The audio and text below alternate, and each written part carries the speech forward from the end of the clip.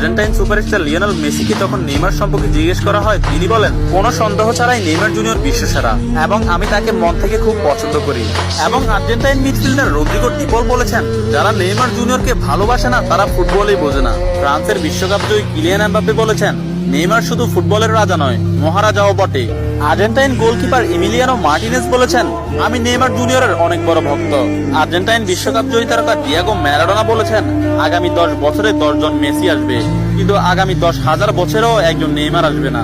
Poland ও Barcelona striker Robert Lewandowski বলেছেন, নেইমারের মতো ফুটবলার জন্ম নিতে হলে আপনাকে 100 বছর অপেক্ষা করতে হবে। তাছাড়া ইংল্যান্ডের প্রিন্স ডেভিড বেকহাম বলেছেন, আজ পর্যন্ত এমন কোন ফুটবলার আমি দেখিনি যার ভেতর নেইমারের মতো ফুটবল আইকিউ আছে, এবং ফুটবলের ক্ষেত্রে কেউই নেইমারের লেভেলের নয়, সে দুর্দান্ত। এবং আর্জেন্টাইন বিশ্বকাপ জয়ী তারকা অ্যানহেল ডি মারিয়া বলেছেন, নেইমারের সাথে যে কোনো প্লেয়ারের তুলনা করা অপরাধ। ফ্রান্সের বিশ্বকাপ জয়ী তারকা কারিম বেনজেমা বলেছেন, যারা নেইমারকে নিয়ে সমালোচনা করেন তারা ফুটবল বোঝেন না। ম্যানচেস্টার সিটির কোচ পেপ গার্দিওলা বলেছেন, আমার ক্যারিয়ারে নেইমার মানেই সবকিছু। আমি মাঝে মধ্যে নেইমারের খেলা দেখে আমার দলের উপর সেটা বিস্তার করি। এবং স্পেনের বিশ্বকাপ জয়ী তারকা জেরার্ড পিকে বলেছেন, নেইমার ইতিহাসের সেরা খেলোয়াড়। অন্যদিকে লা লিগা সভাপতি তাবাস বলেছেন, নেইমার লা লিগার সম্পদ। এক সাংবাদিক ব্রাজিলের